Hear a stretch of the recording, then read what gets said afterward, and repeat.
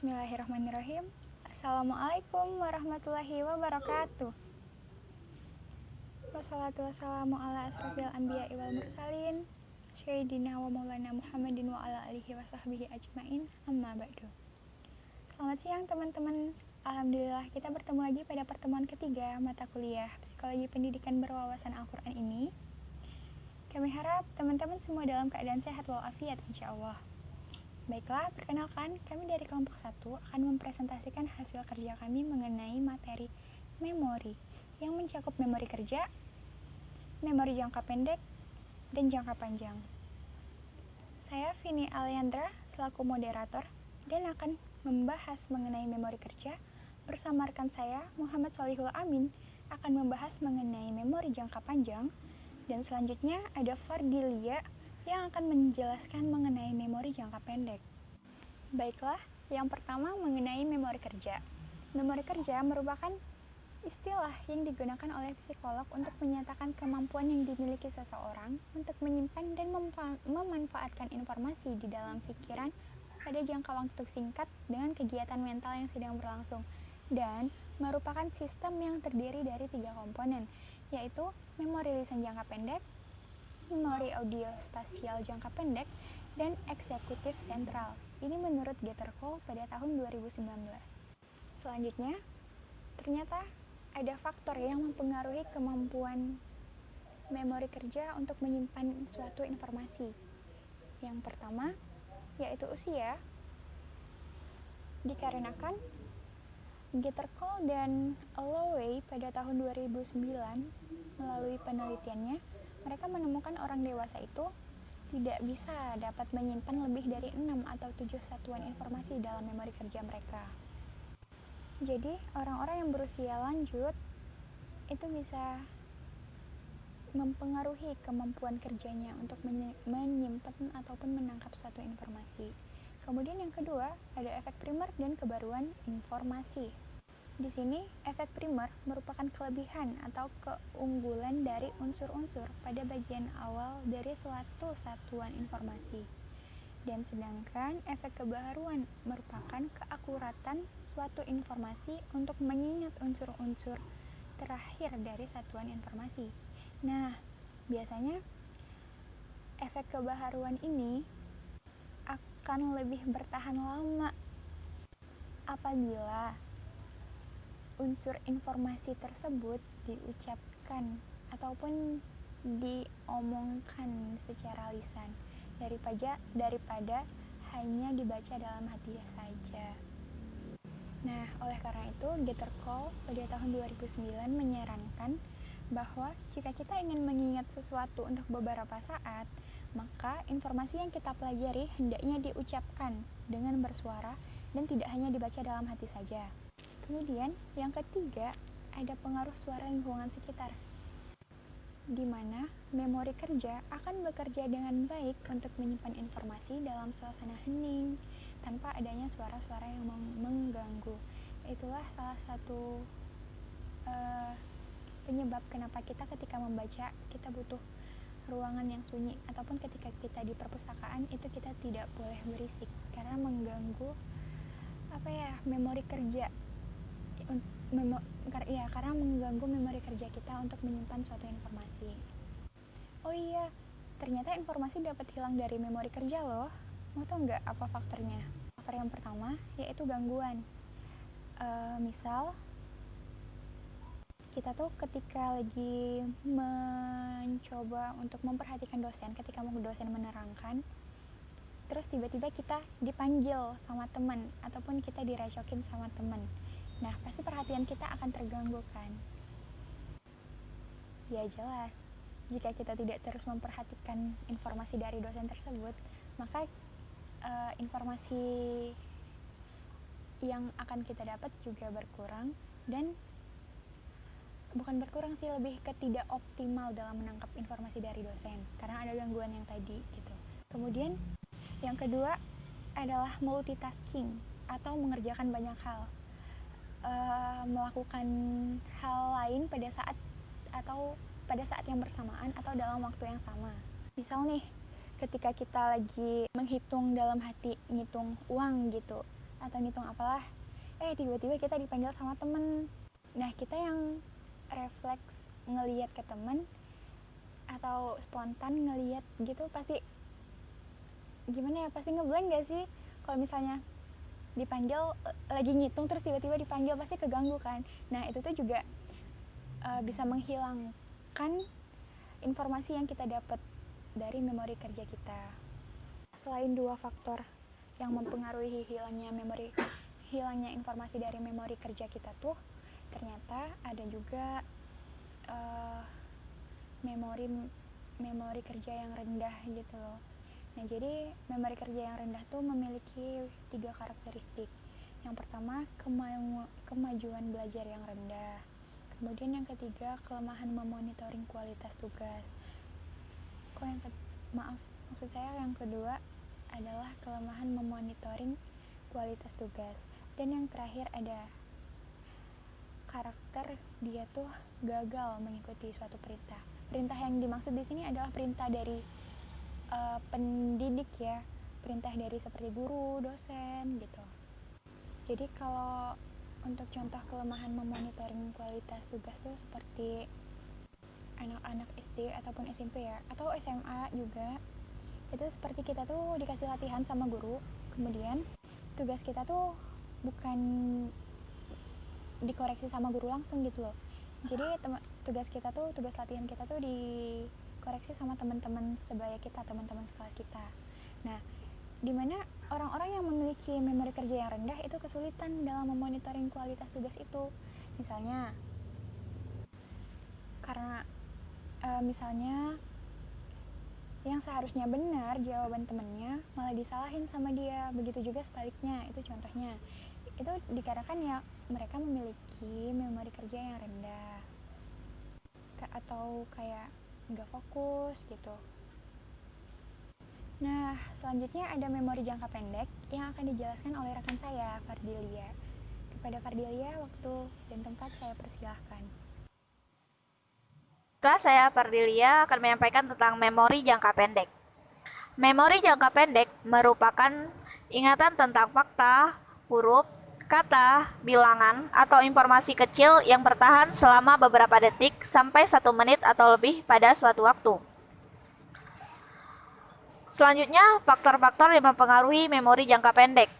Ada faktor genetik, memiliki pengaruh yang besar terhadap fungsi konektif dan memori.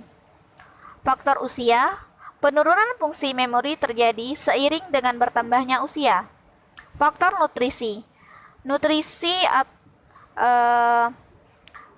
malnutrisi atau yang lebih dikenal dengan kekurangan nutrisi dapat menginduksi perubahan dalam bentuk tubuh, baik secara struktural, neurokimia, maupun fungsional pada sistem saraf pusat. Faktor jenis kelamin berpengaruh terhadap fungsi konektif dan memori. Faktor stres. Beberapa penelitian melaporkan bahwa stres akut memengaruhi memori jangka pendek pada usia dewasa muda, tetapi pengaruhnya pada orang yang lebih tua masih dipelajari. Faktor kecemasan. Penelitian melaporkan bahwa anak dengan Attention Deficit Hyperactive Disorder atau ADHD yang mengalami kecemasan mengalami penghambatan respon terhadap impuls, sehingga menyebabkan kinerja memburuk. Faktor hormon. Berbagai jenis hormon dapat mempengaruhi fungsi konektif, salah satunya memori.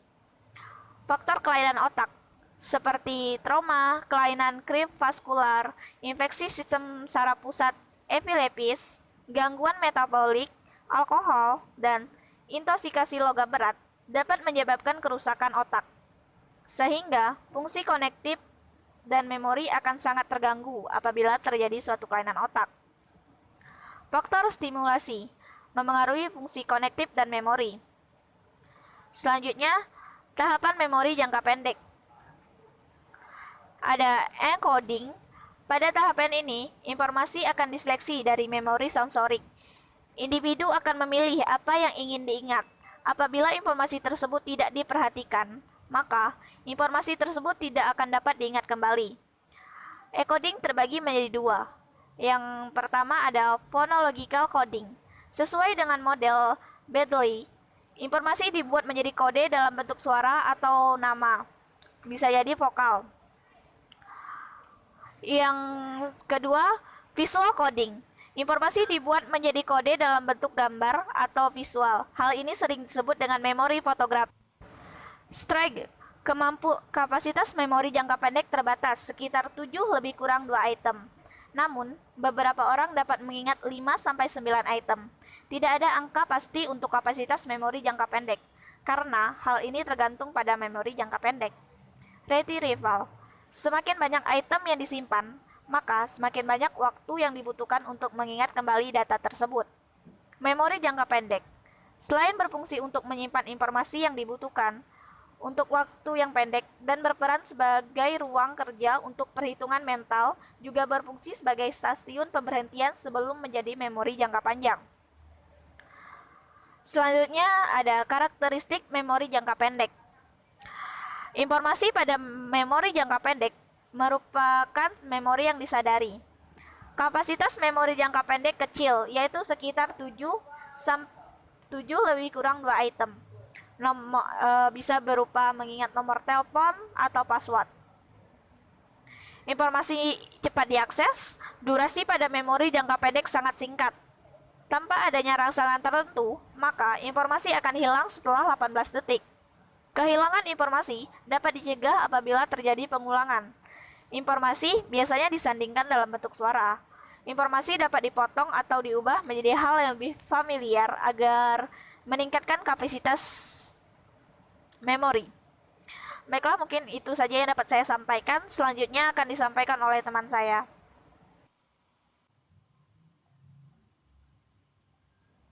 Baik, selanjutnya mengenai memori jangka panjang. Nah, memori jangka panjang ini diasumsikan sebagai tempat penyimpanan pengetahuan secara permanen, karena pengetahuan dapat ditahan di dalam memori ini dalam waktu yang lama. Memori ini juga mempunyai kapasitas yang terbatas. Memori jangka panjang ini merupakan pusat perkembangan kognitif yang merupakan pusat seluruh situasi yang di dalamnya individu menyimpan informasi yang ia terima sepanjang waktu. Kemudian jenis-jenis memori jangka panjang ada 2 ya. Yang pertama memori eksplisit atau deklaratif, dan memori implisit atau non-deklaratif. Eksplisit yaitu mengacu pada ingatan masa lalu, seperti kita disuruh membuat cerita tentang berlibur ke tempat wisata atau pengalaman pribadi kita. Nah, sedangkan implisit yaitu mengacu pada informasi yang disimpan tanpa disadari, seperti kita ditanya berapa saudara kandung kita, atau pertanyaan-pertanyaan yang lain, yang mana dalam menjawabnya kita bisa dengan spontan seperti itu. Nah, selanjutnya contoh-contoh dari memori jangka panjang yang dapat kita ketahui. Yang pertama, episodic memory. Yang dimaksud dengan episodic memory adalah memori yang memuat atau berisi tentang peristiwa dalam kehidupan seseorang. Baik peristiwa dalam hal yang baik, juga hal yang buruk. Nah, seperti contohnya dalam kasus ingatan selama bersekolah dulu, memori mengenai pertemuan reuni dengan teman sekolah, atau masih banyak lagi ingatan-ingatan lainnya. Nah, tentu ingatan tersebut dapat diingat dalam jangka waktu yang lama. Apalagi memori tersebut menyimpan banyak kenangan yang manis atau bahkan kenangan yang amat buruk dan membuat trauma pada seseorang. Nah, selanjutnya yang kedua, procedural memory.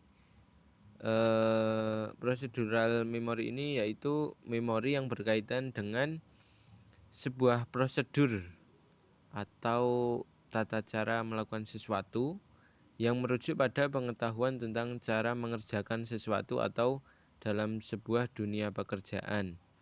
Nah, contohnya memori prosedur seperti SOP dalam mengerjakan sebuah mesin operasional dalam sebuah pabrik, atau SOP dalam melaksanakan sesuatu. Nah, prosedur dalam melakukan sebuah praktek kimia atau biologi di laboratorium, dan masih banyak lain yang perlu kita ketahui mengenai perkembangan memori pada manusia. Selanjutnya yang ketiga, semantik memori. Sebagai memori yang berkaitan dengan arti kata yang menjelaskan mengenai pengelolaan terhadap pengetahuan tentang kata-kata dan informasi non-personal yang berbeda. Nah, berikut contoh yang termasuk dalam semantik memori seperti istilah-istilah dalam alkana, alkena, dan alkuna dalam senyawa hidrokarbon dan sebagainya. Di mana dalam setiap arti kata memiliki makna yang berbeda satu sama lainnya. Memori ini tentu banyak dijumpai dalam dunia pengetahuan dalam berbagai ilmu, antara lain contoh dan jenis memori dalam psikologi komunikasi. Selanjutnya yang keempat, memori autobiografis. Satu lagi contoh memori jangka panjang lainnya memori autobiografis, yaitu memori yang mengenai seseorang, mengenai masa lalunya. Walaupun memori pribadi telah ada sejak lama menjadi minat kaum awam, sesungguhnya sejumlah studi dalam ilmu psikologi telah membahas topik tersebut. Salah satu alasan yang menarik mengenai memori pribadi adalah karena memori ini berkaitan dengan individu beserta seluruh sejarah hidupnya yang unik dan sangat bernilai. Seperti itu. Selanjutnya yang kelima, memori sensoris. Memori sensoris adalah ingatan yang berhubungan dengan penyimpanan informasi sementara yang dibawa oleh panca indera seseorang. Setiap panca indera memiliki satu macam memori sensoris, yaitu informasi sensoris yang masih tersisa sesaat setelah stimulus dimulai. Dalam diri manusia ada beberapa macam sensori motorik, antara lain yaitu sensori motorik visual atau disebut dengan penglihatan, sensori motorik audio yaitu pendengaran, dan lain sebagainya. Memori sensorik cukup pendek dan umumnya akan menghilang segera setelah apa yang akan kita rasakan berakhir. Sebagai contohnya ketika kita melihat sesuatu, benda, ya. Baik, selanjutnya kemudian implikasi penggunaan memori jangka panjang pada para penghafal Al-Quran. Nah, menghafal Al-Quran pada dasarnya berlangsung sejalan dengan psikologi proses mengingat, di mana terjadi sebuah proses penerimaan informasi melalui indera penglihatan atau pendengaran siswa. Informasi ini kemudian masuk ke dalam memori jangka pendek atau short term memory atau working memory siswa dan dikodekan atau encoding. Setelah selesai proses pengkodean tersebut, informasi kemudian masuk dan tersimpan dalam memori jangka panjang atau permanen, atau disebut juga long term memory atau permanent memory. Nah, apabila proses penerimaan informasi berlangsung dengan sempurna, maka item informasi yang tersimpan pun baik. Akan tetapi apabila item informasi yang diserap rusak sebelum masuk ke memori permanen siswa, maka item yang rusak tersebut tidak hilang dan tetap diproses dalam memori siswa tersebut, tetapi terlalu lemah untuk dipanggil kembali atau lupa. Nah, adapun pendekatan proses yang dijalani seseorang untuk menjadi penghafal Al-Quran itu tidaklah mudah, penuh dengan dinamika ataupun banyak problematika lainnya, dengan proses yang cukup panjang. Dikatakan tidak mudah karena harus menghafalkan isi Al-Quran dengan kuantitas yang sangat besar, terdiri dari 114 surat, 6.236 ayat, 77.439 kata, dan 323.015 huruf yang sama sekali berbeda dengan simbol huruf dalam bahasa Indonesia. Ya, menghafal Al-Quran bukan pula semata-mata menghafal dengan mengandalkan kekuatan memori, akan tetapi termasuk serangkaian proses yang harus dijalani oleh penghafal Al-Quran setelah mampu menguasai hafalan secara kuantitas. Nah, tentunya ini tidak terlepas dari karunia Allah Subhanahu wa taala, yang mana Al-Quran ini merupakan mukjizat ya, yang mana mudah untuk dihafal, sedangkan kitab-kitab lain mungkin tidak ada seorang pun yang bisa menghafal. Sedangkan Al-Quran, bahkan anak kecil pun sudah banyak yang hafal Al-Quran. Nah, itulah mukjizat dari Allah Subhanahu wa taala terkait Al-Quran. Seperti itu. Mungkin sekian presentasi dari kami. Kurang lebihnya mohon maaf. Wassalamualaikum warahmatullahi wabarakatuh. Alhamdulillah. Baik, terima kasih kepada Saudari Fardilia dan Saudara Amin atas penyampaian materinya. Kami dari kelompok 1 mengucapkan terima kasih. Mengenai PowerPoint ataupun penyampaian kami, apakah ada yang ingin ditanyakan? Silahkan.